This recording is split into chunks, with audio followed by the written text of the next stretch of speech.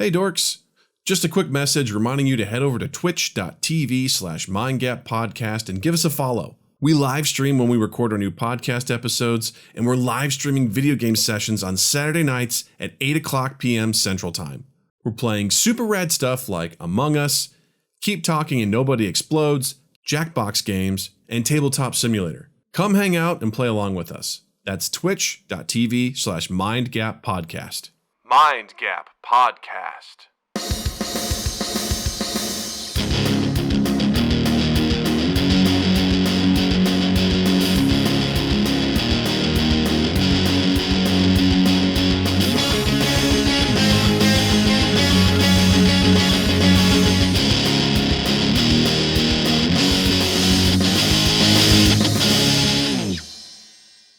Hey everybody, welcome to Mind Gap Podcast. I'm Doug.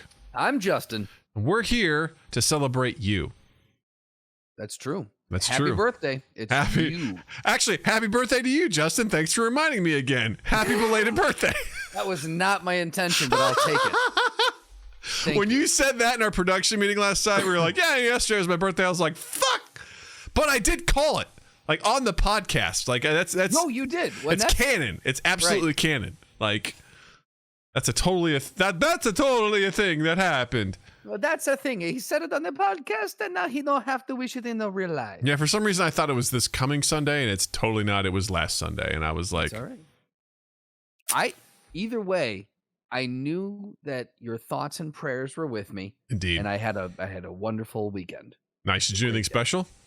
We went out we had breakfast at a place in the West Loop called the Little Goat. It was real nice breakfast. Then we went kayaking on the Chicago River, which was a blast and Nice. not nearly as toxic as I thought it was going to be. I That's thought it was good. going to be real stinky. You think you're gonna have those toxic kayakers be like, "What's up, bro? This is my stretch of the river, bro. You gotta pay the tax if you want to come through here, bro." Your toxic kayak masculinity is triggering me, so please stop, okay? Please stop, kayaker. Oh no, bro. You want to come down? You want to come down these waters? You gotta pay the piper. He just like starts flexing. He's like, He starts doing the Star Wars kid really bad martial arts with his paddle. Or he does really good Darth Maul acrobatics with it while sitting in the kayak. He's just like, he's also very leathery because he's just outside all the time with his shirt off. Like you could be like, man, I could make you into a really nice belt. But his legs are like alabaster white. Exactly, because he's always in the kayak. He's like, I kayak 365. It's like, it's not possible in Chicago. He's like, 365. He just says it, keeps saying it. 365, bro. I don't think you know what that means. Yeah, babe, 365. That's how much I bench. It's like, that's not really, I mean, it's a decent, but it's not that much. Congrats, but yeah. You know? Your arms don't show it, but congrats. Yeah, right? He just like, swims away. And then we went out we did a Italian dinner in Bucktown. There's this place called Tortelli, and it's where they make all the noodles on site, and they dry them out. You can buy them in bags and take them home, or you can get dinner there. And we had dinner there, so that was very fun. So we had it was a good weekend. It was a Nice, good man. weekend. That's really cool. Good for you, dude. I'm happy for you.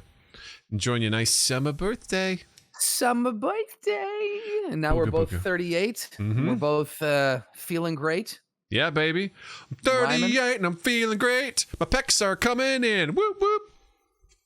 Speaking of your pecs and your nipples and your anger, let's get to some housekeeping. Very we good. Can get to your anger. Thank you very much. All right, gang. First things first. If you don't already, check us out on Spotify. We live there, amongst other places. But really, check that out. It's where we exist. Number 2, come join our Discord server.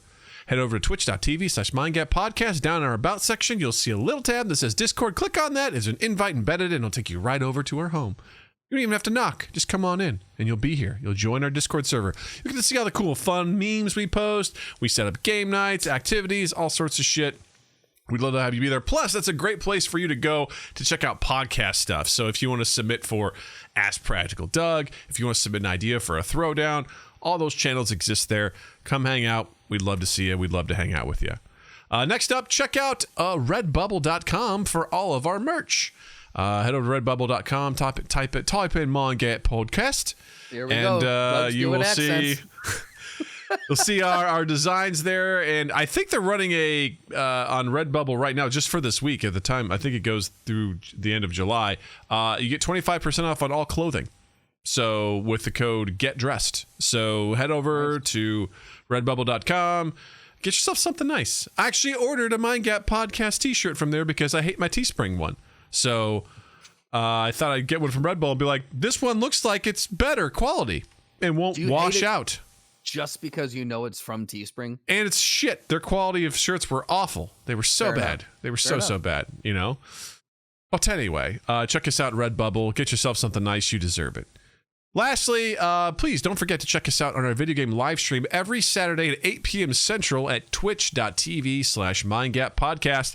This Saturday, if I got enough people, if people are feeling it, I'm feeling some Left 4 Dead 2, baby. I'm feeling it.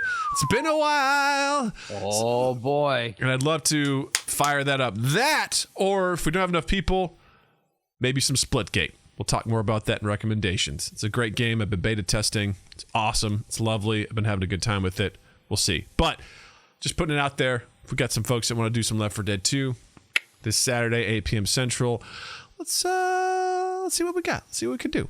Get some ready. Get it going. Get it going. You know what I mean? Get it going. Get it going.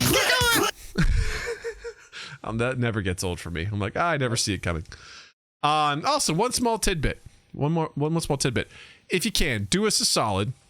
Wherever you're listening to this, go leave a review. If it's on Apple Podcasts, just rate it. Give it those stars that you think you deem necessary. If it's 5, great. If it's 3, whatever. Hey, I trust you. You trust your judgment. And then write a review. Just a little something about how you feel about the show. What do you like about it?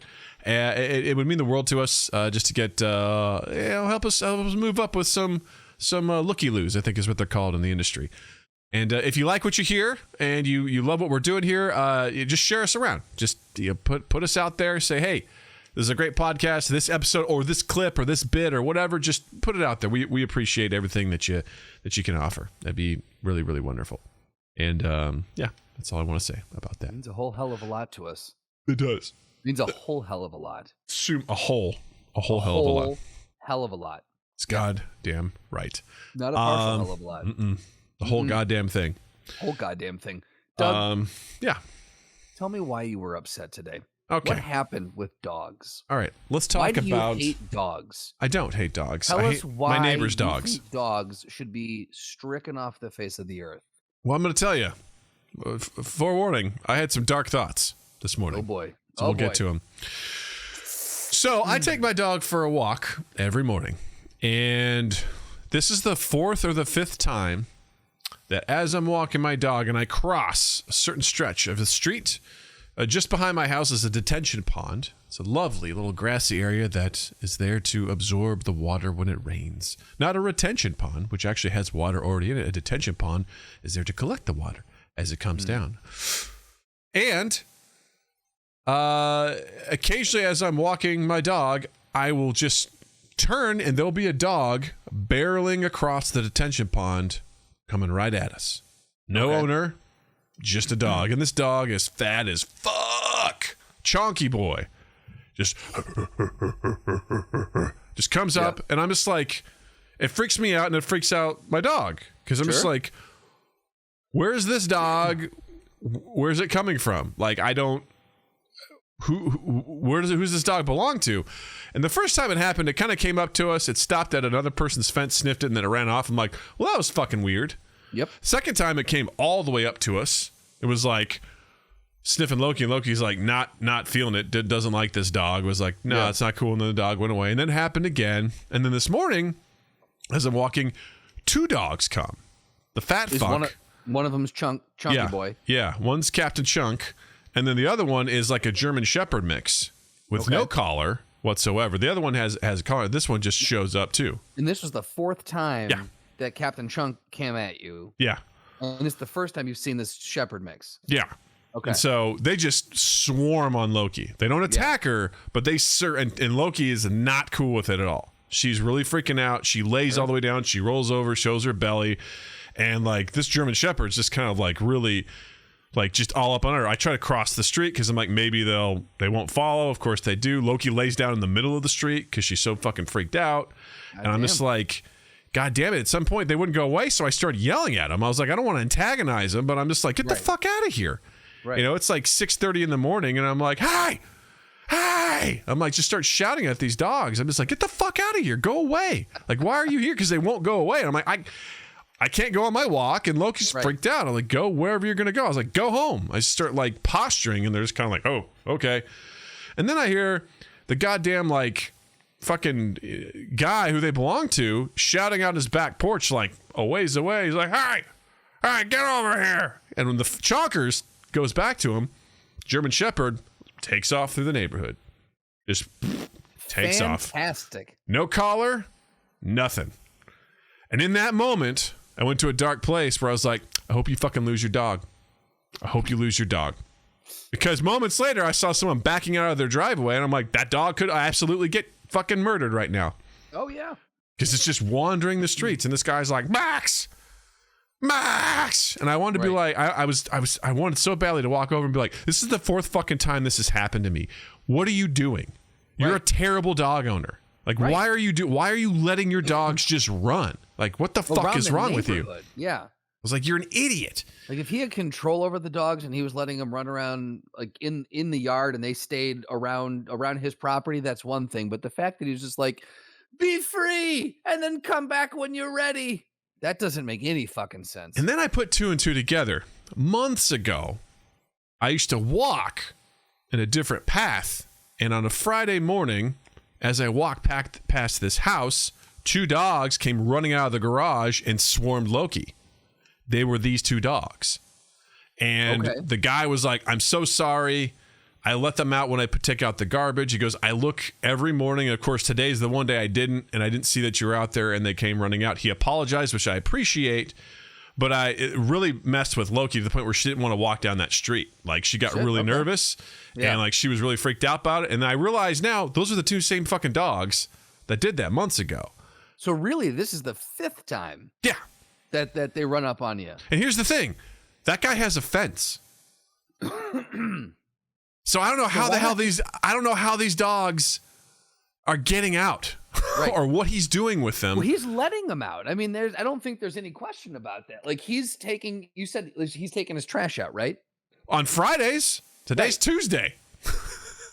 Yeah, I don't understand. Like, it's not always on Fridays. Like, and I think what it is they see Loki and they come a running. And now it's a thing now, yeah. Yeah. And I'm like, I think moving forward, I'm going to get fucking aggressive with them if they come out. I'm going to posture really big and I'm going to try and scare the shit out of them because I'm like, I don't want you near me. And if I get an opportunity to talk to that guy, I'd be like, dude, you got to fucking keep your dogs where they fucking belong. Like, I became such an old man in that moment. Dude, I don't think you were old man and Doug at all. I think you were very fucking justified in that because again, I don't have a problem if people have their dogs off leash as long as they can keep their dogs in check, as long as they've got control over the dog. And in certain situations, like I've got really good control over Abby when I take her off leash, but there are certain situations and I'm aware enough of my dog that I know when I'm putting her back on leash, even though I'm confident in my abilities to work commands and have her be off leash. There are certain situations where I'm like, there's no need to tempt fate. I'm putting her back like on a squirrel. Leash. That squirrel's going to get fucked up. She's not going to listen to you. It's murder town. It's murder, death, kill time. Yeah. Yeah. Or if there's even another dog coming our way and we're playing fetch, I'll bring her back to me. I'll put her on leash and we'll just hang out for a little bit. Like that is like you have to have an awareness of your dog. You have to. Yeah. And a lot of people, I think think that they're fucking Caesar, the dog whisperer. They think they've got it on lock and they're just not, they're not honest with their ability with their fucking dogs. Yeah. And that's the thing is like, I trust Loki wholeheartedly to be good to anyone that she meets, but she also may jump up on them because she wants to meet them. you know, and may scare. And there's also people that are scared of dogs, like oh, absolutely, terrified of dogs. Yeah, like I don't want to put anyone in a situation where they're going to feel uncomfortable or have my dog accidentally be like, I love you, you know, and just like knock him over. Like I don't want that. And here's the thing too, is that Loki may be wonderful to everyone, but there might be that one person that for whatever reason Loki gets a weird vibe about and goes off. Yeah, it's true. Abby is, you know, she just wants belly rubs from everybody. Yeah. But there have been a few people where we've been out in the park and she started growling at them because she's got this really, like, whatever it is, that animalistic instinct, and she's like, I don't like whatever this is here. And I would say 99.9% of people. So, but again, you don't know with Loki, you can't 100% say, and this guy can't say. You know, like if these dogs just get a wild hair one day, or maybe one day Loki's just like, you know what, fuck this, I'm done with this. Yeah, and he goes into old man Loki, you know, or old woman Loki. Yeah, it's true. And she just turns and starts. I think that you have every right in the world to just go up to this guy if it happens again, put Loki in the house, and then go back to his house and go, hey, look, we need to talk, because if this happens again, I'm going to call animal control, or I'm going to call the cops, and I'm going to let them know that your dogs are running amok in our neighborhood. Yeah. Like, also, this dog is severely obese. You're obviously doing a terrible job with this dog's diet. All right. Maybe you should thank me for getting him to run a little ways, maybe burn some calories, because fucking A, this dog should be taken away from you. He probably has diabetes. Like, he looks that bad. Jesus, that big? Yeah. He kind of almost looks like a pit bull mix too, and he's just like, he's just like, so fat. I'm like, good Lord, what the hell is this? Jesus, so man. Yeah, I mean, I don't know, man. Like, I guess it's probably best that he's in a way that's like, I'm not right by his house, like in the way that I'm walking, but I seriously consider, I'm gonna march through this detention pond, come up in his backyard, and be like, what the fuck are you doing? Right. Keep your fucking dogs in your yard. Don't let them do this. And you know, after the fact, I was like, I hope he got his dog back. But part of me was like, fuck you if you didn't. You know, right? Yeah. Well, and that's the thing. You're like, you're like, I wish no ill will on this dog. I don't want this dog to get hit. But I hope this guy. I hope, you know, the dog finds a better owner. And this guy never gets to see him again. Right. The thing is, too, if they're tearing ass across the detention pond, you don't know if that shepherd's going to leap your fence in your backyard. Like, what if Loki's just out there? What if Natalie's out there? This dog just comes tearing through and jumps in the backyard. Yeah. They're like, that's the kind of shit, man. Like, this guy needs to be taught. Yeah. And I'll teach him. He needs to get told. You gonna get told. Jared says, put this dog on Noom. That's what I'm saying, Doug. That's what you should do. You should go over and said, hey, look, we're having some issues, but my big concern here is the health of your dog. Have you heard about Noom? Do you track your dog's food log at all? Like, what are you feeding this dog? Have you heard about low calorie density? Is your dog eating stuff that is high in water? Yeah. Because it'll fill him up. Yeah. And it's low in calories. It'll do the trick. Yeah. No, I agree. Jared also said dogs on leash unless you're in a dog park. I agree. Like, I mean, I know there's some people that are like, whatever, and the dogs are super well trained, but at the same time, I'm like, just for everyone's peace of mind, like, fucking do it. I hate the people who are like, that dog's fine. It's just like you said, like, I have full faith that Loki's not going to fuck anybody up, but there could be that 0.1%. You don't know. Yeah. Where it's going to go down.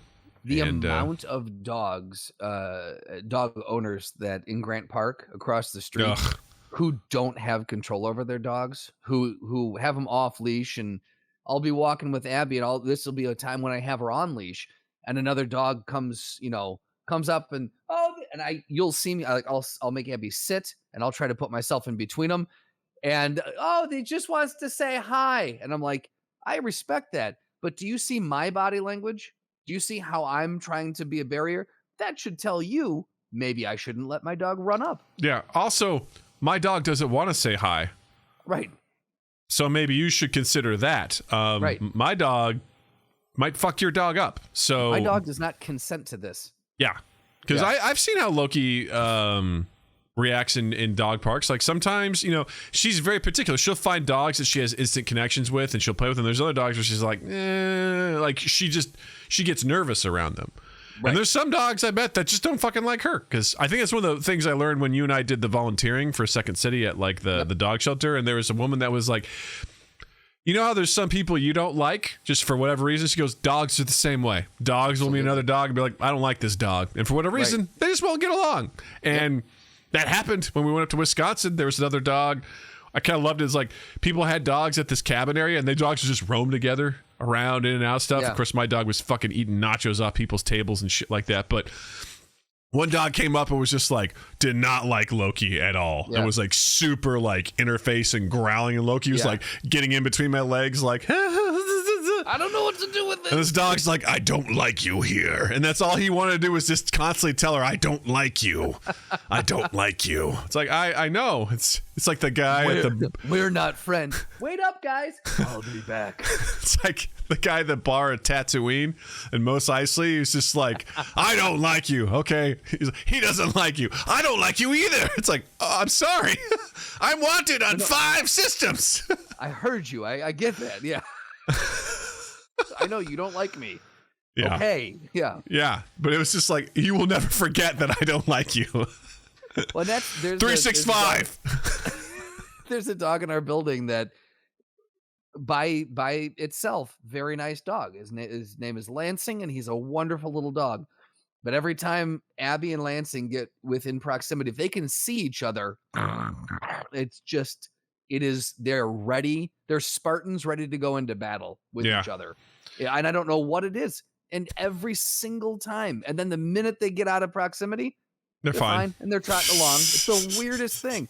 But those two have decided that they do not like each other for whatever reason. You know, this is going to seem like a weird transition, but bear with me. I have the same worry about Natalie. Like, Jill and I have this idea that at some point Natalie, she and Lansing won't get along. That they just won't get along for whatever reason. She and this dog will always just like, the dog will bark and she'll put up her fists and be like, I'll fucking knock you out. But as soon as they're away, she's like, I like dogs, you know, like, yeah. But I'm worried that either Natalie will befriend someone that Jill and I will absolutely just loathe their parents. And Natalie will want to hang out with them, and we will be like, ugh. It's kind of already happened with there's a kid in her school that she likes and hangs out with. Yeah. But this kid's parents are just, Jill and I talked about it the other day. 2 times we saw this kid's mom at the library, you know, probably over a year ago because it was pre-pandemic, and Natalie recognized this kid and ran up and started talking, and immediately as they like made contact, this kid's mom goes, all right, we're leaving in 2 minutes. And they like kept saying it like, we're gonna be leaving, and it was very like, huh, are you doing that because Natalie's here, or is this like, oh hey, I don't want you to get started on something because, you know, we were planning on leaving? Well, then a second time it happened again. Like, they're hanging out, mom's just doing whatever she's doing, Natalie and this kid meet up, and all of a sudden she's like, we're gonna be leaving. It was like, that's very you know that our kids know each other, right? Like, you know that. Yeah. And what was it, a week or 2 ago, we get a call that Natalie had a disagreement with this kid and pinched their nose so hard that it bled. Are you fucking serious? And I was like, wait, they didn't I need to deconstruct this. So this disagreement, because of a disagreement, she decides that the course of action to let this person know that she is not in agreement is to pinch their nose so hard that it bleeds. Why? I don't know, man. I was really sad to hear that because I was like, what are you doing? Right. Like, what are you doing? Like, because she would play, she'd be like, I'm going to pinch. And she would like play pinch. And I'm like, no more play pinching ever on anything. Like, you don't get to do that anymore because you obviously, because for me too, it was a moment of, hey, what happened? Because it was, which I have to respect because that means that she's developing her intelligence. Is she's like, it was an accident. I'm like, I don't think false. That was an accident. I got her to, you know, walk that back.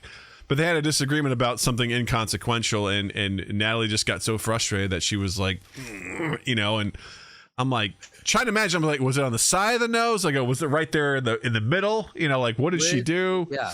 And I was, I had a moment to talk to her and just be like, hey, so maybe she went in for the punch at the last minute, decided just to pinch. But I was like, hey, what happened? What were you feeling? I was, was it anger, frustration, and yada, yada, yada? Because I want to try and help her be more self-aware about her emotions. I was like, you can be angry and frustrated, but I go, we don't put our hands on other people. I go, what if she did that to you? How would you feel? You know? And then I find out who the kid was. And I was like, fuck, it was this kid. Yeah. And Jill goes, God damn it. I go, I know. I was like, all the kids in all the world. I was like, well, they definitely hate us now for sure. Like without a doubt, like undoubtedly they hate us. And, odds are once Natalie leaves this daycare, she probably will never see this kid again because, I realized that her school system is very, like her elementary school is very set up by districts and like very clearly defined neighborhoods. Yeah. So odds are she'll never see that kid again. So, but point being, I was like, man, what if she befriends someone who Jill and I are just can't fucking stand? Or what if it's like, oh, we really like these people, but like Natalie hates their kids. Like, it's going to happen. We're gonna be like, God damn it, Well, the other thing that happens now, and years ago, I feel like at this point we talked about one day this will come, and I feel like this is the first wave of it happening.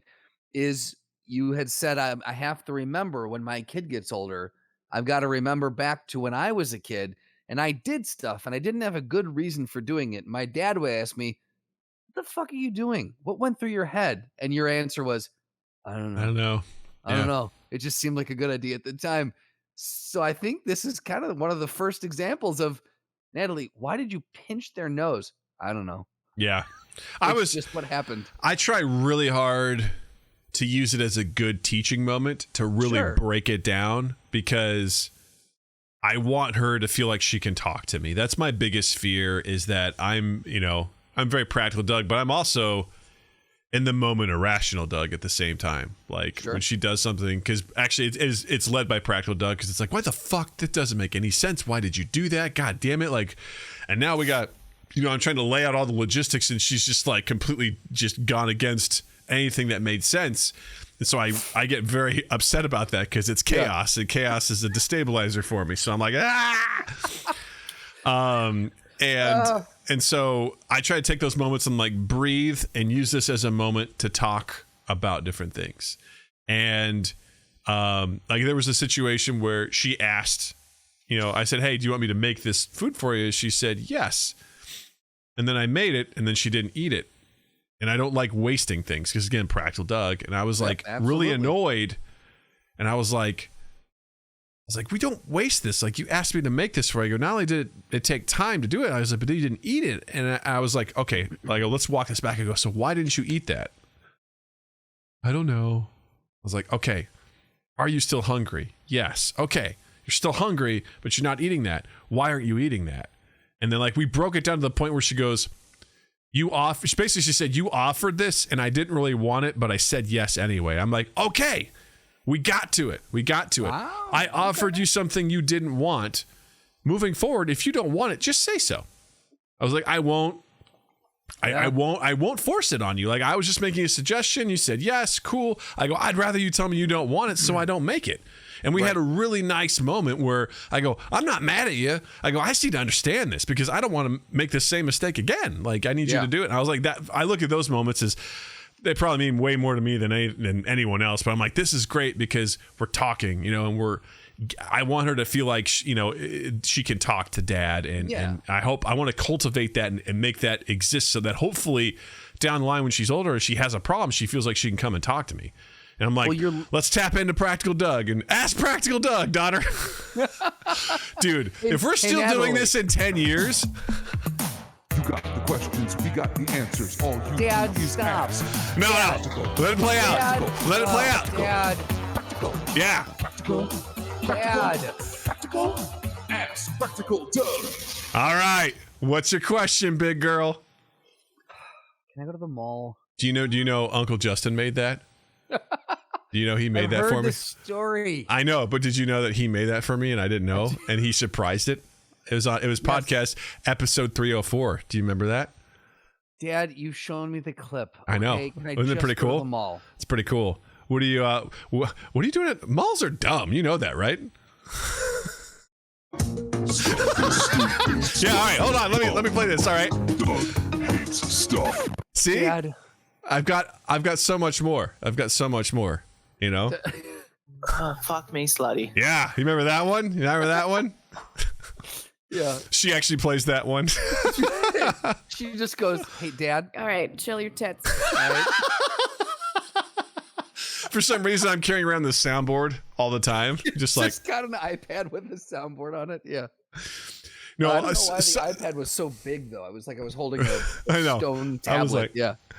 I'm hoping someday she'll be on the podcast and she can ask Practical Doug and we can answer it for her That on the would be podcast. Incredible. Absolutely incredible. It may not be big for you, or it may not be big for everyone else, like you said, but like these are the ground, you're laying the groundwork Yeah. for you guys to have a very open and conversational relationship, somewhere where she feels like she's comfortable and can come to you without judgment or without fear of like feeling Yeah. stupid or what. Like you're laying the groundwork for her to understand that Dad is a really good resource to go to when I've got a problem, a question, or whatever.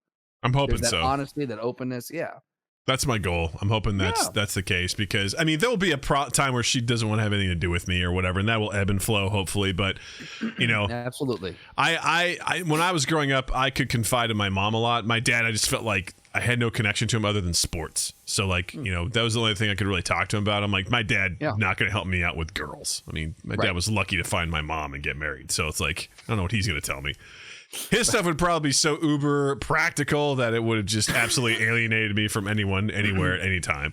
So, Practical John is able to trounce Practical Doug. one of my favorite moments, because all my friends were terrified of my dad. Because my dad's a big dude, and he just doesn't say much, which is always, you know, a very terrifying thing. So there was this girl who came and knocked on my door, or rang the doorbell. My dad answered. He's like, "Hello." She's like, is Doug here? And he just goes, "No," and then closed the door in her face. You rang. And it was just like, he's like, "Our business is concluded."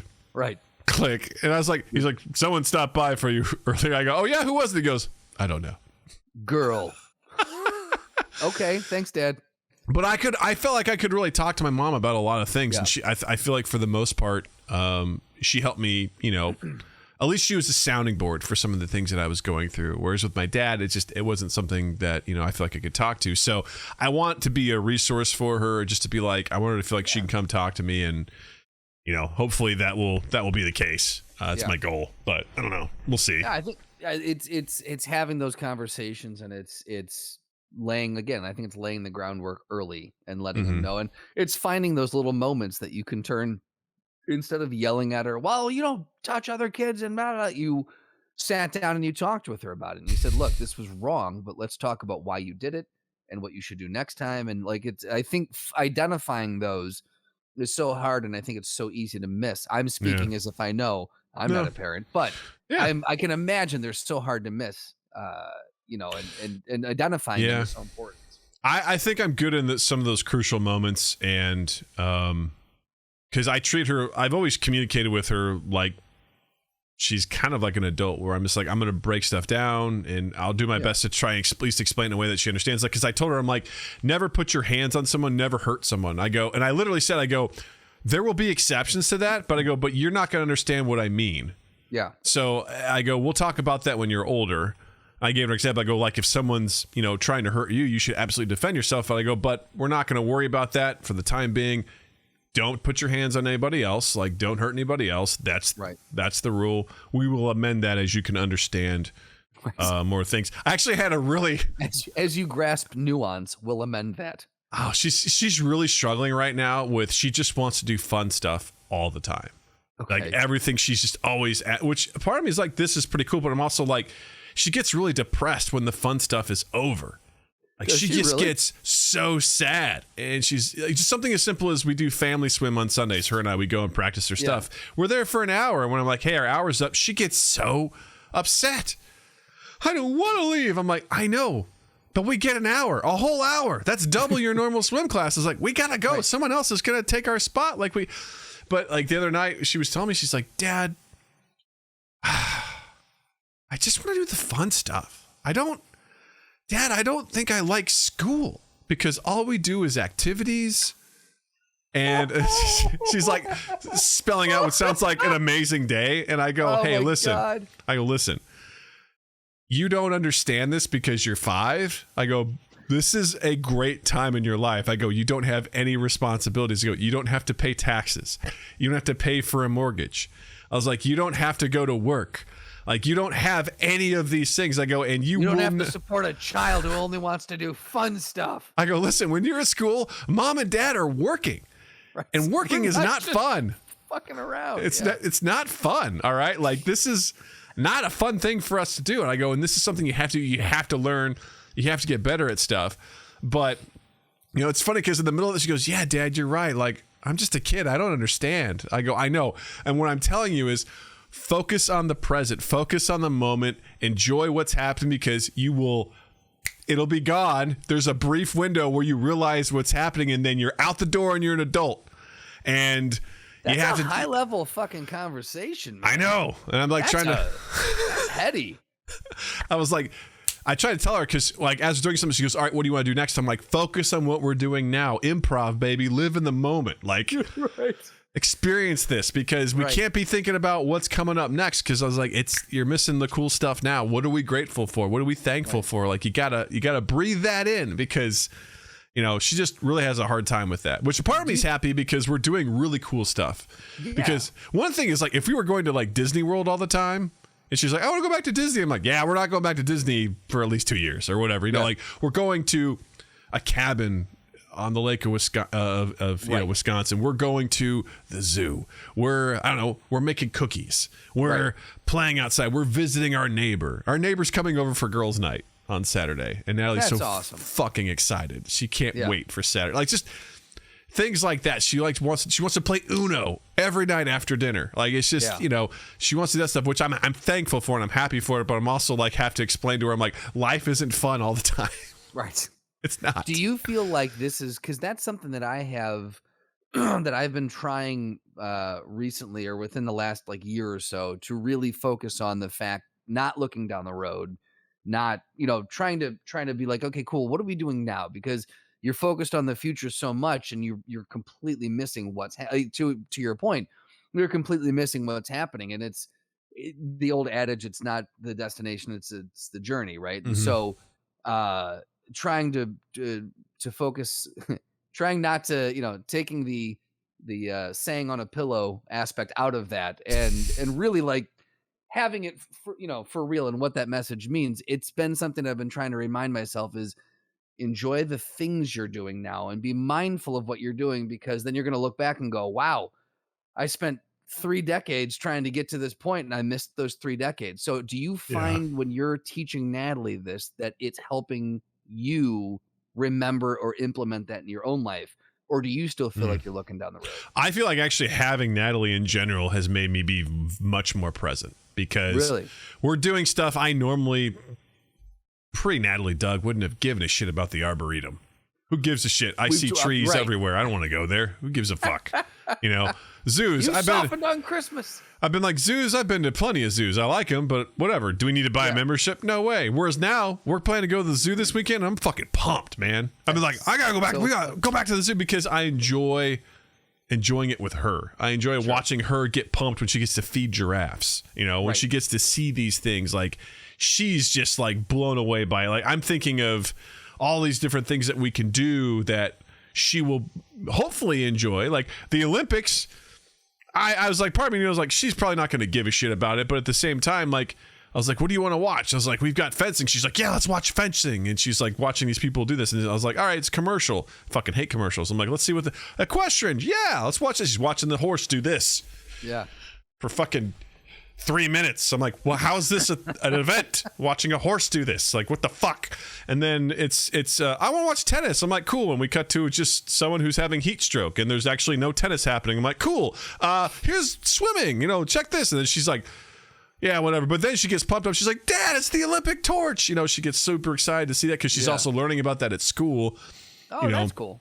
And actually, they stream it during the day at school too, which is really cool. So I was kind of hoping, I'm like, hey, look, there's swimmers. I'm like, these are the best swimmers in the world, and you're learning how to swim, and I like, there's going to be racing, you get to see some people running really fast. You get to see how that works. And watching surfing yesterday, it's like, man, I heard someone's board broke on them. I don't know, man. Happened. It's one of those things where I didn't realize how this worked, but you get 30 minutes in a round to go into the ocean and surf and float out there until a wave goes. 90% of it is them waiting for a wave, which, part of it I get, actually. The more I watched it, the more I was like, you know what? This is kind of interesting because you have to make it count. When you go for a wave, you have to make it count because you have a small opportunity to do something great. And I watched the number one ranked guy right away go and do a fucking 360 flip, like spin off of it. And he got, I don't know, like 11 points immediately, and which is a big deal because he landed such a cool move. And the other guy had to do 3 or 4 waves to get 8 points, just because he was unable to get stuff happen. So the more I watched, the more I'm like, all right, this is kind of cool. But then I was also like, how do they award these points?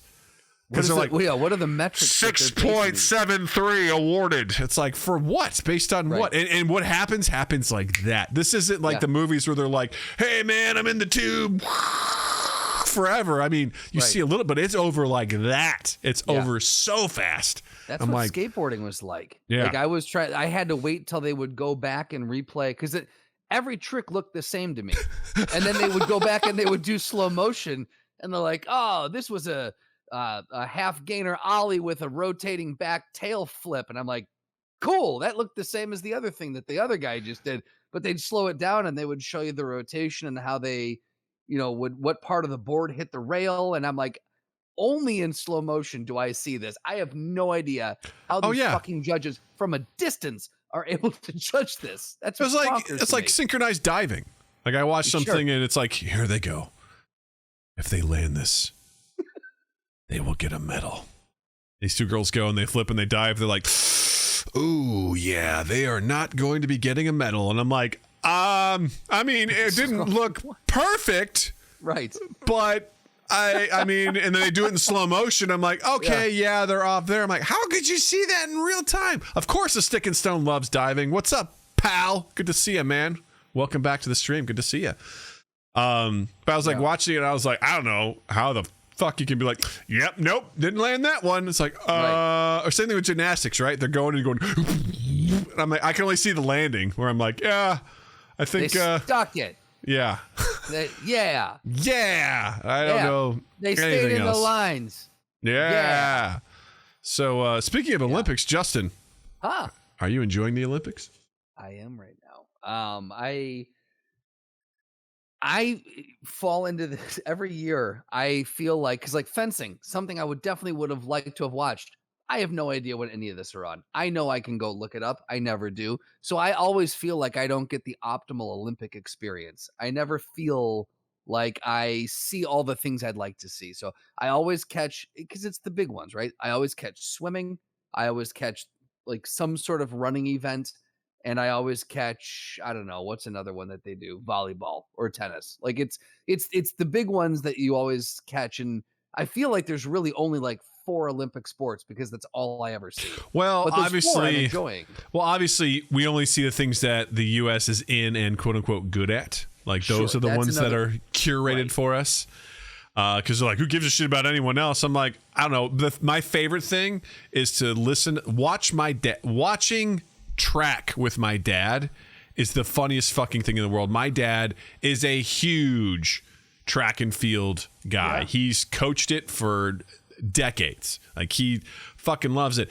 He literally has it up on the TV and has his iPad and his phone and he's like watching like live results come in. Like he is Track and field Wow, nerd. he's a nerd. Fucking I love loves it. it. And my favorite thing is watching him watch like the watered down like NBC highlights of stuff because he gets so mad because they cut to commercial breaks and like because they'll be running like I don't know the 10K or whatever it is, right? And that's 25 laps around the track, right? It's most people are like, okay, cool. It's like watching NASCAR, I'm sure. It's probably not super thrilling. But I'm like, and we'll be right back. After my dad's like, no, why would you? I want to see the race. Because then he comes back and it's like, and then there's been a lead change. He's like, we didn't get to see it. Because it's, you fucking just, and he was like listening to the announcers. He's like, no, that's wrong, Dan, or whatever the guy's name is. He'd be like, not right, Dan. Look at your notes, Dan. That's why you got to get on Peacock because they got all the different categories apparently. Oh, my dad. Get your dad on Peacock, Doug. Oh, he knows. He knows the places to go to find this shit. Like my dad's no dummy. I mean, he finds. Yeah. He's the guy that's watching. He'll watch any fucking track, whether it's like Division 2, Division 1, the World European Championships. He fucking loves it. And watching him watch it is the fucking best. Yeah. I mean, it is such a, and I appreciate it because I've never met anyone else in my life that loves track as much as my dad. Like that is willing to do that. So it seems like kind of an obscure thing to be like, I can't hang out today. The Argentinian national track championships are today. I need to watch this. Like I got to be there for this. They need me. I got to find it. I just want to see how they're running. You know, he's just always just absorbing and watching that shit. And so like to that extent, I understand like a lot of the stuff is curated for us as Americans because I mean fencing. They're like, and this is the foil. I'm like, what's the foil? Like it's apparently, or I'm even saying it right, but it's a class, a type of sword, I think, or whatever that they use. I don't know, but like there's different. It's like a weight class, if you will, and they're like, oh yeah, because American won, like and won gold in it. It's the first American to win an individual, gold, and it was. I heard it while I was cooking. It was a pretty cool match and whatever. But I'm watching it going like, that's another one. I'm like, what the fuck is happening here? There's, I'm like, oh my god. The thing is, it's nothing like sword fighting in the movies. No, nothing like it. Like every time I do catch fencing, I'm amazed because I'm like, how it's 3 seconds. I don't know how you can counter or block anything because it's just coming at you, and then like someone strikes and it's done, and it moves so quick. It's very similar to when I went first time I went and actually saw a hockey game in person. Yeah, versus the TV or watching it on TV. I could not follow the puck in person. I was like, I can't watch this. I can't keep up with it. And then on TV, the camera follows it and it's such a wide shot, this and that. But in real life, and I'm like, same thing with fencing. I'm like, how do you judge this? How do you score this? Stick and Stone goes, it's parry, you filthy casual. I think you mean riposte. Get your swordsmanship right, Stick and Stone. I mean, my God, I heard them saying there's like they just missed the riposte, and I was like, Stick and Stone. I was like, oh my God, like it's wild. And so a part of me like appreciates getting opportunity to see some of this stuff. And then there's the other things, like table tennis, Doug? like table tennis. I was just watching that today. It's what a sport. Probably what a sport that is. You know, Justin, it's like you're baiting me to go down this road again, and I'm not going to take it. I won't take it. I am a master at that. As a guy who didn't want to talk about it last night during a production meeting, I won't bring it out again today. But I'm just saying, the production meeting's the production meeting. You don't want to waste the good stuff on the production meeting. That's a fair point. Practical Doug agrees. But like, because I was flipping between stuff, like, oh, now here's fencing, oh, here's a triathlon, here's swimming, and here's table tennis. I was like, we might as well be filming this in someone's fucking garage. Like, there's just watching these people in fucking their uniforms, and I if you all want to see the embodiment of what it's like to maybe cast a spell in real life, watch a table tennis person like do a serve. Like I watched this, I was just sitting there like literally like this with my head on my hands, watching them. They take the ball and they just like they bounce it, just get a couple bounces, and then they pick it up and they hold it in their hand ever so gently, like they're holding an egg. It's like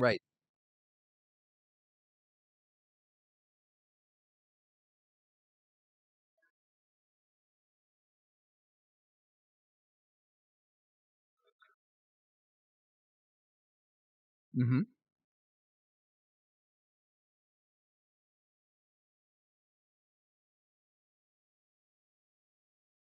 Mm-hmm.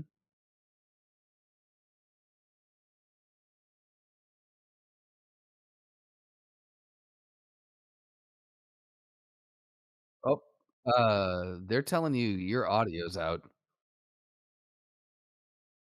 Doug's mic cut out on the stream. Tint said, "I'm assuming that stream. I'm giving you a hard time, Tint. I love you. I'm still hearable. Uh-oh. How about Guys, now? this is not We're good. back. We're back now. There we go. Guys, Ken, yes? Yeah, I can hear you. Sorry. For some reason, my mic changed. Decided I wanted to change inputs. Because why so. the fuck not? Yep. Cool. Yep. Thank you, Gall. You're great. Thank you for calling us out there. Yeah. But like, Anyway, yeah, like yes. I can't take it seriously. I can't take it seriously watching people getting a gold medal for table tennis. Like, that's insane.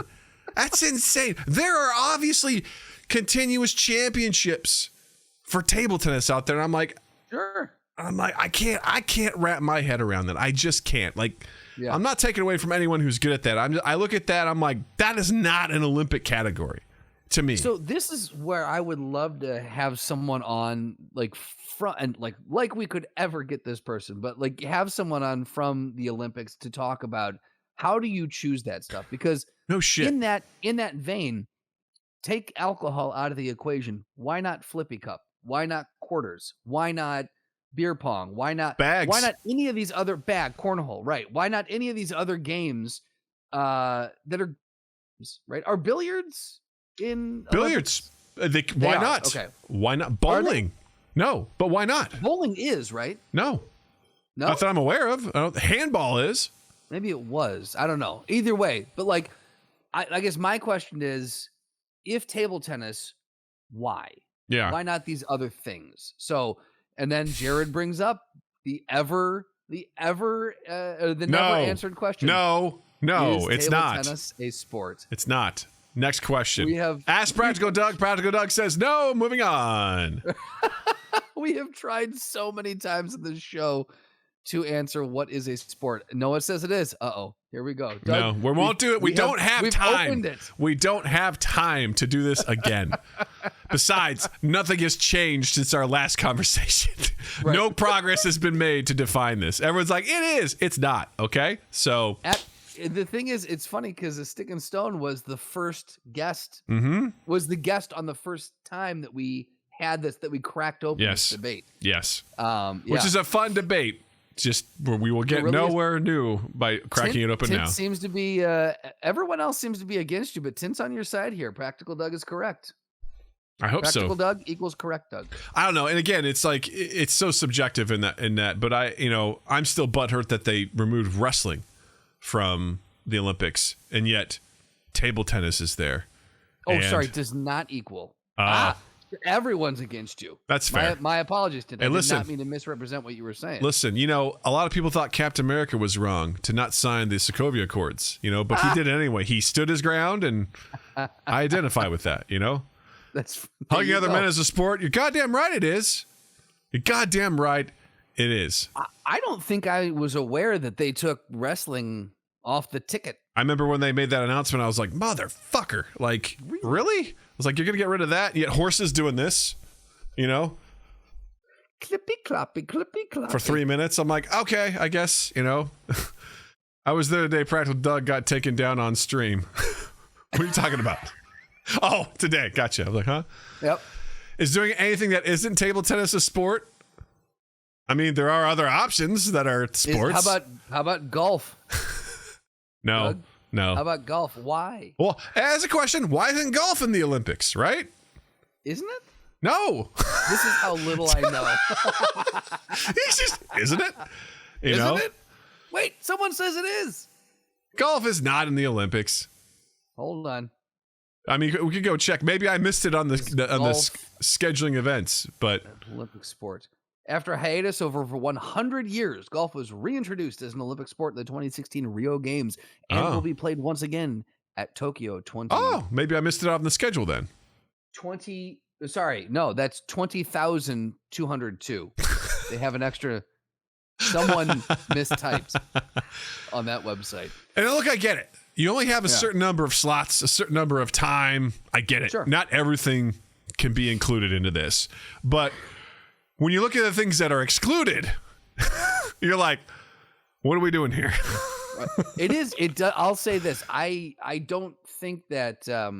I think I have a much broader definition of what a sport is than you do. However, I do find it very odd that there are like wrestling is excluded when something like equestrian is included. That does seem very bizarre to me. Because they make it seem like some of it is tradition, you know? Like, this has been in for so long. I'm like, well, wrestling was there in the beginning, motherfucker.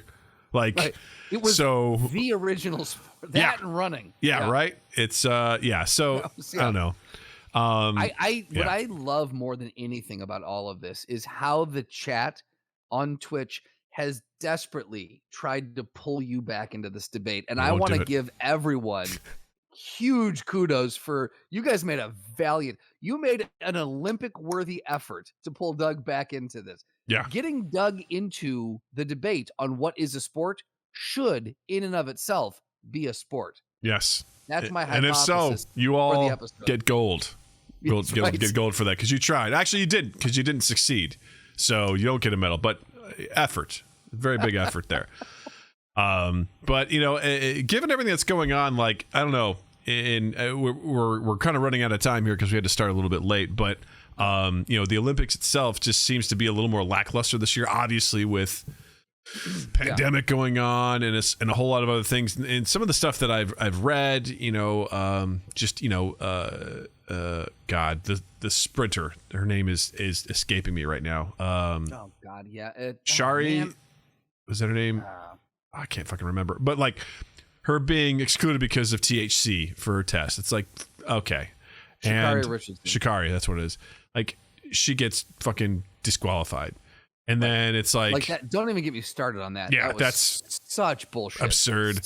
We could do an entire episode on that. You see, like, what is it? The Norwegian handball team is being fined for not wearing their butt hugging shorts. You know, right? There was, I think it was, there was another team, Germans, I think, in gymnastics that wore full body spandex suits during gymnastics instead of like, you know, the bikini cut things. And it's just, there's just a lot of things. There's a lot of gross traditional things about the Olympics that are just archaic and dumb. And they do it because they do it. And I feel like this is really coming to light now where a lot of people are like, this is obnoxious. This is silly. Yeah. And I don't think we need to do this anymore. And I'm hoping that this stuff changes because I don't know, man. It's just like, I was just talking to Jill. I was watching the gymnastics, like sort of trials. And I'm watching this woman from the Olympics go, and she's got full on makeup. Extremely well done, glitter in the hair, bow, and I'm All like, 9 yards. I'm like, why do you have to wear this? Put all this on to do fucking flips, right? Like this is insane. Like that's just what's expected, and I'm like, that's so weird to me. The pageantry of it all. I hate that because it's so that has zero bearing on this individual's ability to perform at an elite level. Yeah. Whether or not this person has makeup or their hair done tight or whatever it is has zero to do with their ability. Well, not only that, it's like, you know, Jill used to tell me how, you know, there was like some pressure even when she played basketball in high school. Like some girls would wear makeup and stuff while they were playing. And I'm like, I feel like that's social pressure. That's more bonkers. That's just bonkers that's like any sort of like expectation that should happen while you're doing athletics. It's insane to me. And then, you know, Jared brought up, you know, the economic impact of this stuff. Like very rarely does a city or country that hosts it actually make any money back on it. It's a huge investment that actually does sometimes more harm than good.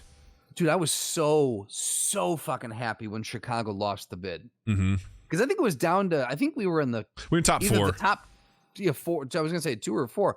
But yeah, I was so thrilled when we lost the bid because I'm like, this is going to fuck this city up massively. We're already in debt. A part of me was disappointed because I thought it would be cool to at least experience that vibe of the Olympics. But then also, what? Come into the city when the marathon's happening. That's true. Good enough. And the idea of like maybe I get to see something too, like actually go and witness it. But at the same time, I by the time 2016 rolled around and we didn't get it, and we were, I was like, yeah, this would have been a nightmare. This would have been absolute, and I would have been real cranky about it. And because you were still down here at the time. Yeah, I was still down there. I would have been real cantankerous about all of that sort of stuff. But yeah, like, Jared makes a point, like a lot of the stuff displaces poor people to make room for construction projects and things like that. And, in this article that we, read from The Cut, it talked about how despite everything that's going on, like Japan has invested $25 billion into this, and IOC has locked in TV contracts for this sort of stuff. It's like, we've got to do this regardless of whether or not people are getting COVID in the midst of all of this. And 155 people now, I think. And you start to look at all this and you see the veil behind it. Like, the pandemic has really sort of stripped away a lot of the facade of things, and you start to see what's really important. And unfortunately, I feel like the Olympics has become one of those things where I'm like, as much as I love what this is and what it stands for, it also is starting to seem like maybe we just shouldn't do this anymore. Like, I love the idea of the thing I love most about the Olympics. Thank you, Noah. The thing I love most. Shit, we didn't. All right, well, there you go. Didn't turn that one off. The thing I love most is just like the stories, the things that come out of it. Like, you see these amazing competitive moments, the sportsmanship, these Cinderella stories, these things where people are like at their best in a competitive level. Like, there's always an amazing story to be told. A first this, like Michael Phelps winning 8 gold medals in swim, like just these seemingly impossible feats, which I think they're inspiring. They give you hope. They make you want to like feel good about your country and everything like that. Like, those are the things that I treasure most about the Olympics. My dad actually coached a guy that won a gold medal in the Olympics. That's awesome. I should probably turn that off. All right, guys, thank you for this. But for anyone listening to the podcast currently who is not on Twitch, these farts are something that you can redeem points for. Typically, we turn them off. We did not. So that's why you're just getting some random emergency farts here. People have done well saving their points. Our little hoarders saving their points. Yeah, 'cause it's not cheap. It's 10,000 points to cash 10,000. that. City says you're welcome. Fucking love you that's guys. What that is. Yeah. Fucking love you guys.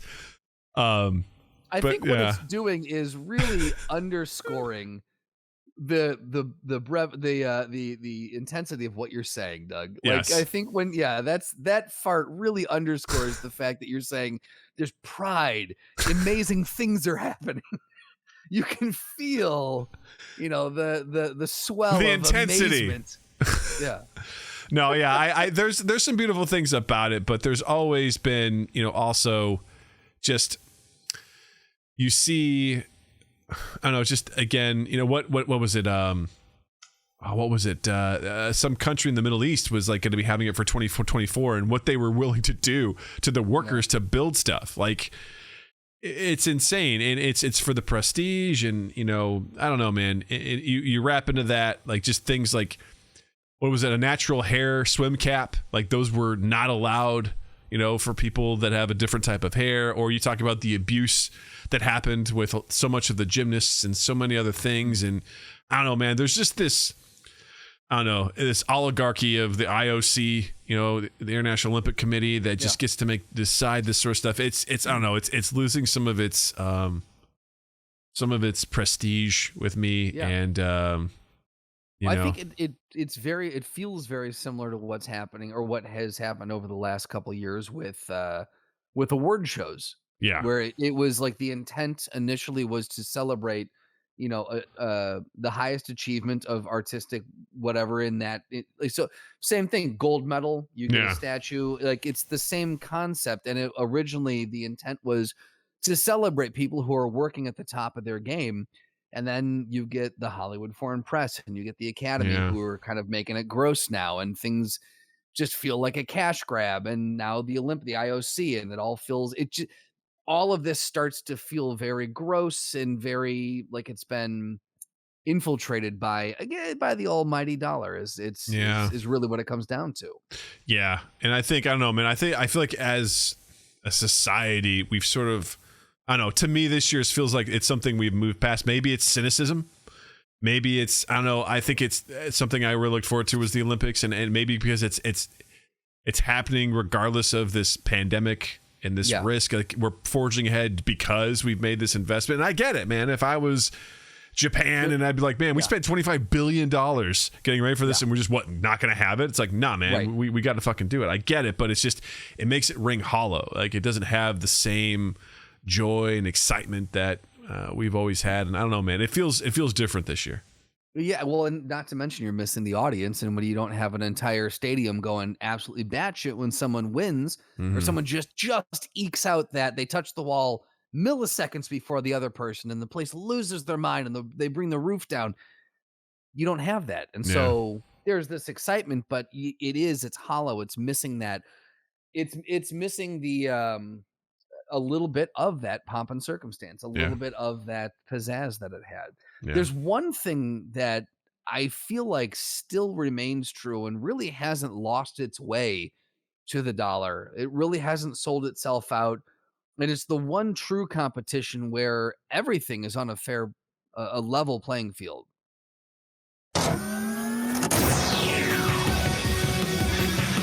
Welcome to the Throwdown. That makes sense. So- That's totally Olympic sport. Yeah, absolutely. Yeah. Here we go. Because I just popped over. I'm like, well, we don't have anything in nothing got populated by the Council of Elders. I saw Noah go, uh-oh. There's typing happening right now. Okay, so we've got Terry Crews, Old Spice. Man. Old Spice, man. What you guys don't, we're going to describe this. There's a Google Doc that we have, and at the bottom, there's a space for the throwdown. And our producer, Slotty, is, he leads the Council of Elders, and he waits to put anything in there until we start playing the theme song. And we are watching him type in real time right now and give us links so we can actually have this. Oh my God. They actually have... Wow. This is amazing. They have a character breakdown for this. This is insane. Segata Sanshiro? Who the fuck is this guy? Who's... Oh, is this One Punch Man? No, this is the mascot for the Sega Saturn in Japan. Oh. And a fictional character created by Sega to advertise the Saturn between 1997 to 1998. My God, that was only a year. All right, so let's break this down real quick. Who do we got this week now that we have him? Okay, so we got, oh my God, there are so many pop-ups on this website. What are you doing to me? Good Lord. I can't even read. It's all just, You heard it here. Justin can't read. I don't know words. All right, so we've got Terry Crews, the Old Spice Man. If you guys watch Brooklyn Nine-Nine or any movie, like he's an actor and also is one of the more famous Old Spice spokespeople. Very muscular individual, and he's usually screaming at you to buy Old Spice. And then we've got Segata Sanshiro, is the not the Sega Genesis, the Sega Saturn spokesperson, the character. I'm gonna try to get to. This is amazing. What? The fucking skills that they have built out for these guys is amazing. Okay. So let's start with Terry. Let's see what we got as far as powers and abilities go. I gotta get to this. All right. Okay. Lifting strength unknown strength. Oh my God. First really of all, do. his tier is like at least an 8C, likely higher, 4B with the assistance of Old Spice. Oh, amazing. Canonically, his name is the Old Spice guy. Doug, walk us through powers and abilities. All right, for, Mr. Terry. So he's Crews. got super strength, super strength, speed, durability, endurance, agility, stamina, reflexes, flight, fire manipulation, can create explosions by yelling, regeneration, size alteration, can stretch limbs, can detach and reattach limbs. Detached limbs can function independently, can survive and function with only a head and lower torso. Shape-shifting, can create clones of himself of varying sizes and genders, cannot feel pain due to a rare medical condition, can survive the vacuum of space, can talk and breathe underwater, teleportation, apportation, matter manipulation, somewhat skilled in martial arts, can destroy and create a star with Old Spice. Attack potency, at least large building level, destroyed with one sidekick. Solar system level, used Old Spice to turn off the sun and then made a new one. Oh my god.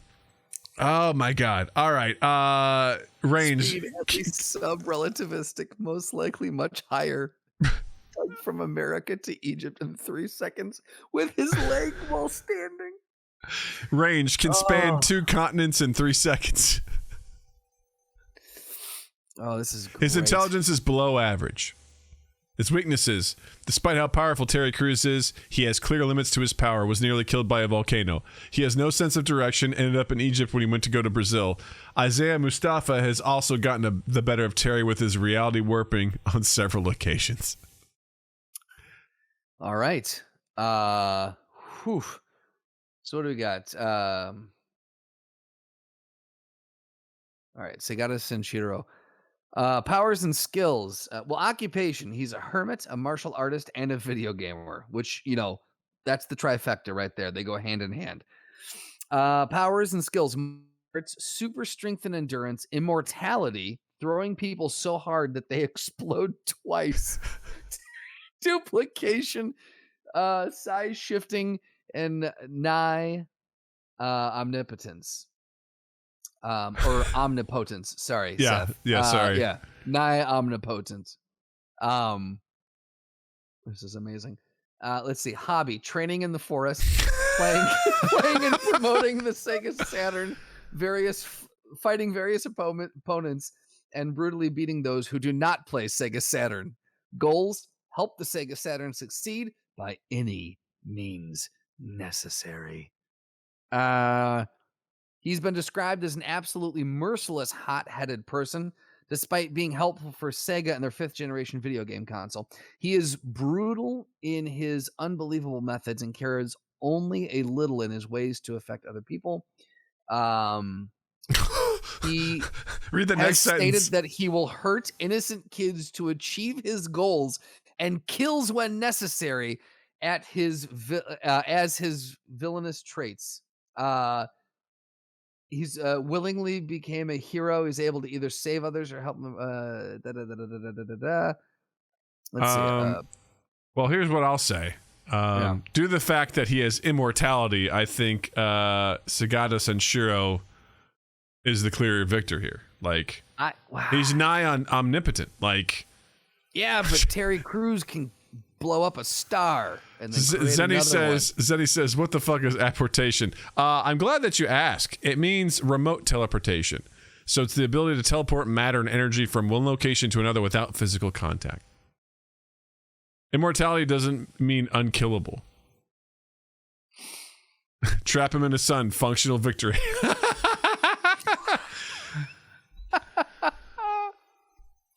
Immortality doesn't mean unkillable. This means that they live forever. It means they don't age, as right? As long as they don't die. Yeah. As long as they're not killed, rather. Okay. This is a good one. Terry Crews can't survive the vacuum of space. Right. He can teleport. So how would you kill him is the question. Because his limbs can survive. Well, I imagine if you make him explode twice when he throws him so hard, that would probably kill him. Because Terry Crews is not, invulnerable. Yeah, but he's got regeneration. He does, but Wolverine also has regeneration, but you can kill him. Yeah, but Terry Crews can create explosions by yelling. It's true. So Does that mean he's immune to explosions? I mean, I imagine he A can. sentence I never thought I would ask. I imagine he can obviously do self-harm with his abilities. Like, there's no doubt about it. Yeah. Yeah. Well, okay. So he has clear limits to his powers. Nearly killed by a volcano. So Yeah, he's also not very bright. Now, it doesn't say that Segata's, super intelligent either. right. Stamina, fairly high range, standard equipment, intelligent. Yeah. I feel like Segata is purely bent on fighting. I mean, he spends his hobby is training in the forest. Terry Crews seems like a wild card. And the thing is, Terry Crews doesn't feel like someone who is gonna play video games, and I don't think that's gonna fly with Segata. No. I think Segata is that in his relentless pursuit to make everyone play the Sega Saturn. I feel like he would just see Terry Crews as someone standing in his way, and he will do whatever he can to barrel right through him. Yeah. My heart says Terry Crews, but my mind says Segata Sanshiro. I think Segata just has the raw, just, he's got, like, Terry Crews is definitely powerful, but Segata Sanshiro has the killer instinct. Right. He has the will. And what happened is Terry is going to push Old Spice on him, and he's like, Segata's going to be like, no, Sega Saturn, and immediately that's where it's going to go. It's like, if he doesn't play this, he will kill them. I mean, it says in his bio that even though he should eventually stop doing so, he stated he will hurt innocent kids to achieve his goals. I mean, that's the length that he's willing to go mentally. And I think that's where this fight, the victor here is. This is a mental battle. Absolutely. And Segata Sanshiro is willing to hurt kids to achieve his goals. He's going to have no trouble doing what he needs to stop Terry Crews. Whereas Terry Crews just seems like, hey, I'm Terry Crews, Old Spice guy. Woo! And Segata is just going to be like, I'm going to rip out your throat. Yes. Well, and the thing is too, because it's going to come down to this mental. If Terry Crews is not, if he's not a mental giant at least in this Old Spice role, then that's definitely a minus. It's in the minus category. So I got to give it, man. I got to give it to Segata. Yeah, Segata Sanshiro. Yeah, Segata Sanshiro for the That was a good one, guys. As always, the council has delivered, like Marvel has delivered on every movie. The council continues its streak. Impressive. Absolutely. Thank you to the council for providing us with such great content. We almost didn't, but you did, and that's what matters. You did. You got there. That's all that matters. Wow, this was a fun one, man. I feel like I could talk to you for like 3 more hours. Let's do it. Let's get a refill and let's keep it going. Let's keep the good times rolling. Let's do it, baby. As I shake my...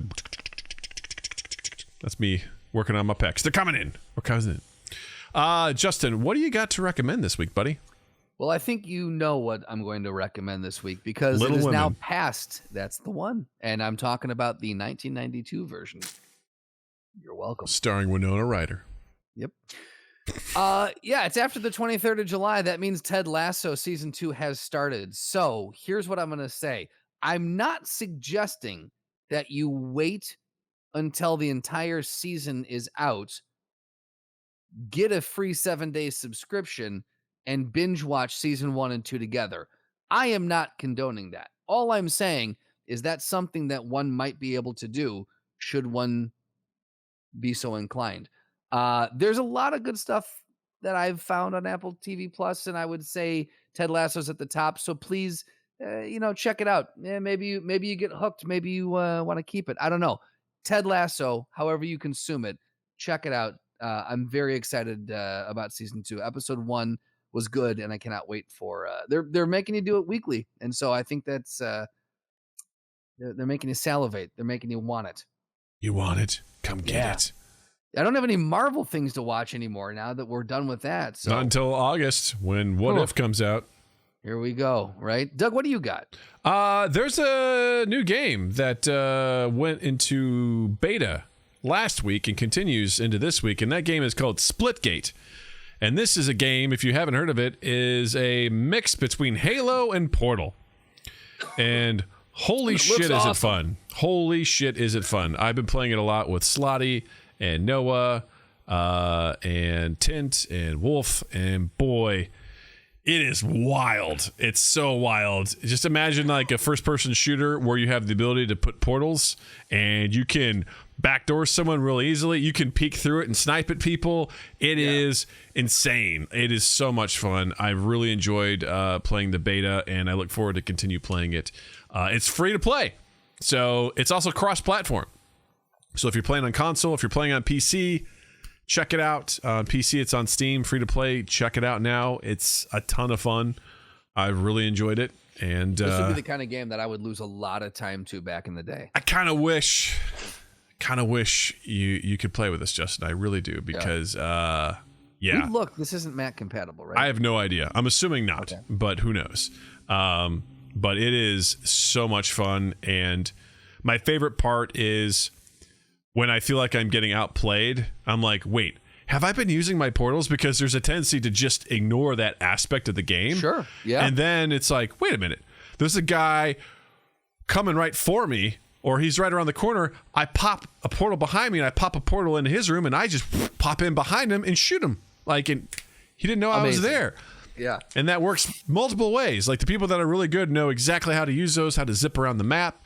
And it's, hey, Steve Dasho, what's up, buddy? We're talking about Splitgate, the game that's out right now. It's like a cross between Halo and Portal. It's phenomenal. It's free to play, and you should totally check it out. First-person shooter. It's so good. It's so good. So that's my recommendation for the week. Go check it out. Love it. Join our Discord if you'd like to squad up and play some games. It'll be a real good time. Speaking of good time, squad up, didn't you? Squad up. I thought you said squat up, and I'm like, I don't know what that means. Also squat. Yes. Whatever you got to do. It's all good. Get on our Discord. Squat up in there. Squat up. Let's do some squats together. Hey, bro. Squat up on the Discord. Hey, bro. That's all you got to do. Yeah. Because you know what happens, Justin, when I squat up and I work out? What's that? I start getting sweaty. You know what? And I just feel like, sometimes my shirt gets really wet, Uh-huh. And sometimes it's just, you get pumped about it, Showing some signs of being fucking wet. And that's what I get to. You know what I mean? Yeah. That's what I get to. Fuck yeah. I'm showing some signs of being fucking wet. Whoa. No, it goes, I'm leaving. Wait, hold on. We can string a few of these together. Let's do it. Give me just a second here. Give me just a Get second. ready for some magic, ladies and gentlemen. Let's see what we can do with our audio drops. Yeah, let's see what we can do with this. All right. How about we go? Can't wait. Fuck me, slutty. God, that looks so gross and phallic. Showing some signs of being fucking Put wet. my dick in Wes. Justin's not happy. I just poop ejaculated my moist missiles. Welcome to the magic of this podcast. Yeah, that's all right. You come for the wild conversations, you stay for the juicy audio drops, baby. That one was on the house. Dark magic indeed, Noah. Speaking of dark magic, don't forget to follow us on all of our podcasts, on all of our social media at MindGap Podcast. And also, please check us out on YouTube. Check our channel there. Just search for MindGap Podcast. We post all of our episodes there, as well as highlights from our streams and our show. And then also, be sure to check us out on Twitch, twitch.tv/MindGap Podcast. We stream our podcast live every Tuesday at 8 p.m. Central, and we do our own video game live stream Saturdays at 8 p.m. Central. So come hang out with us. We have a wonderful group of folks. It's such a great community. I love seeing everyone in here. It's the goddamn best. So good. And don't forget to check out Justin online as well. On Instagram and Twitter at Justin_Michael, spelled Mikel. It's the fun way of spelling it. And while you're in the online realm, check us out on Spotify, on Apple Podcasts, Google Podcasts, Stitcher, Samsung Podcasts, Podbean, Verbal, Good Pod, all the places where you find and consume podcasts. You can rate us, review us, subscribe, share, all the things that we always ask you to do. But please, if you can, give us a rating, give us a quick review, and share. Those are the big three that mean a ton to us. And then 2east8th.com/mindgap. There's a library of all our stuff there. And then 2 East 8th in general. Just keep an eye on what we're doing because we've got some fun stuff coming up. And if you haven't looked yet, you can go watch Sid Penrose. If you haven't watched it, go watch it. Share that out. Goddamn right. Goddamn right. And with that, I want to say thank you, Justin. Douglas, I mean this from the bottom of my heart. The cackles of my heart. Thank you. Or You're right. cockles. The cockles okay. of my heart. That's the one. Yeah, to the cockholds of your heart. And to the wonderful Twitch chat, I say thank you. Yes. And to the listeners, I We're say... showing some signs of being fucking wet. And you all have a dandy fucking week. Mind Gap Podcast.